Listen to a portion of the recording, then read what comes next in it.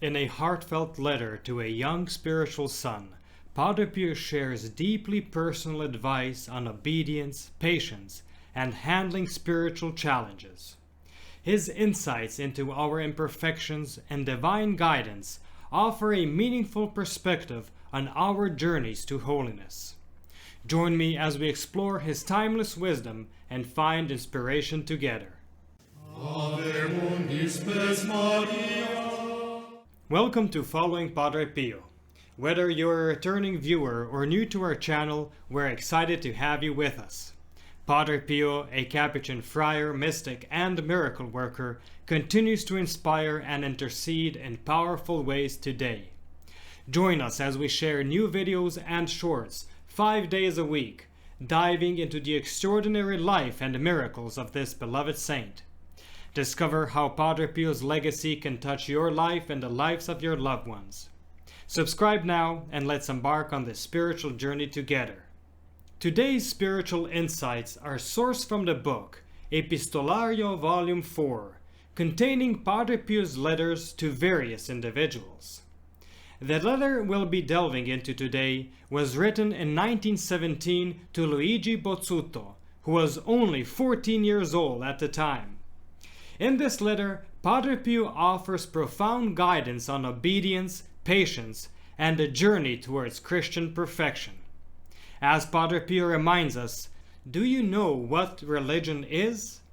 It is the academy of perfection, in which each soul must learn to allow itself to be handled, planed, and smoothed by the Divine Spirit, when He also acts as a doctor of our souls, so that, having been well planed and smoothed, they can be united and joined to the will of God. So let's dive into this timeless advice and uncover the wisdom it holds for our own spiritual lives. Let's begin. The first and principal maxim you must engrave in your mind is this: obedience and always obedience, and to submit entirely to it. Therefore, in your actions you must not reason, and in any doubt that assails you, proceed without anguish, relying on holy obedience. Jesus will always be pleased with any of your works. Avoid only what you clearly know to be sin. Only this is not subject to obedience.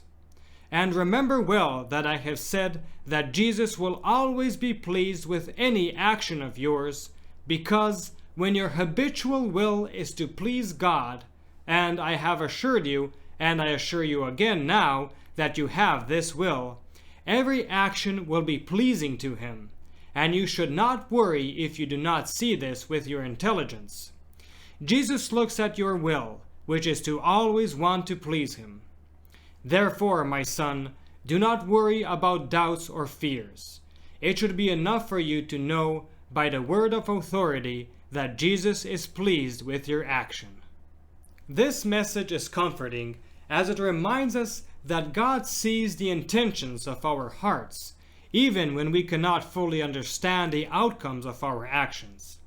If our actions are grounded in obedience and guided by a clear conscience, we can be sure they are pleasing to God. This calls us to a deeper trust in divine providence. Padre Pio continues, "Be wary of all those desires which, in the judgment of prudent and pious souls, cannot reach their objectives. Among these are the desires of that Christian perfection which can be perfectly imagined but never practiced, and about which many give good lessons but no one puts into practice. Reflect seriously on the vanity of the human spirit, prone to error and trouble itself. Your imagination had formed in your spirit an idea of absolute perfection, which your will wanted to reach. But what happened? The will, frightened by the great difficulty and impossibility, remained pregnant but unable to give birth. Padre Pio cautions against the pursuit of an unattainable ideal of Christian perfection, which can lead to frustration and internal conflict. This advice is a gentle reminder to set realistic spiritual goals and not to bite off more than we can chew, so to speak. He then encourages Luigi to be patient. The virtue of patience is what ensures perfection more than any other. One who aspires to the pure love of God does not need so much to have patience with others as to have it with himself. To attain perfection, it is necessary to tolerate one's own imperfections. I say tolerate them with patience and not love or caress them. With this suffering, humility grows. To always walk well, my dearest son, it is necessary to diligently apply oneself to covering well that short stretch of road that is closer and possible to cover. To do well the first day's journey, and not waste time desiring to do the last when the first has not yet been done. With this, I do not mean or suggest that it is not appropriate for the soul to set its desire very high, but that it cannot desire or expect to reach it in one day, because this pretension and desire would fatigue us too much and to no purpose. This advice is straightforward. Patience is a crucial virtue, especially in dealing with our own imperfections. Padre Pio's advice to tolerate but not embrace our flaws teaches us to be patient with ourselves, acknowledging our weaknesses while striving for spiritual growth. He further continues, "Our imperfections, my dear child, will accompany us to the grave. Our earthly life is slowly dying within us. In the same way, it is necessary to make our imperfections die within us. Imperfections, it is true, that for the pious souls who endure them can also be sources of merit and powerful motives to acquire virtues, because through these imperfections we come to know more and more the abyss of misery that we are, and they drive us to exercise humility, self-contempt, patience, and effort." In other words, Padre Pio reminds us that imperfections serve as opportunities for greater holiness. They deepen our humility and drive us to seek virtues. He then concludes the letter, "My son, I do not know what impression this poor letter will produce on your soul, but I have written everything at the foot of the crucifix. I felt very strongly in my heart the urge to write to you what I have written, because I judged that a large part of your past troubles were motivated by having made great plans, and seeing later that the results were very small, and that the strength was insufficient to put those desires, those plans, and those ideas into practice, you were tormented by anguish and impatience, unrest and disturbances of mind and heart. Keep close, very close, to the feet of Jesus with Magdalene. Be content with practicing those small virtues that are more suited to your age and spirit.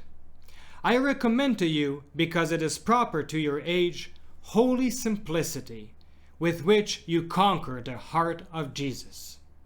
Have, my dear child, a firm and general resolve to want to serve and love God with all your heart. And apart from this, let no thought of the future trouble you. Think of doing well today, and when tomorrow comes, it will be called today, and then it will be the time to think about it. Always have great confidence and resignation in divine providence, and do not try to store up more manna than you need for the present day, and do not doubt that God will make it rain the next day, and so on every day of your life." End of letter. Just a short conclusion. Luigi entered the Capuchin novitiate a year after this letter was written, taking on the name Brother Emanuele. He was ordained a priest in 1927 and devoted his life to scientific research and teaching. Thank you so much for watching.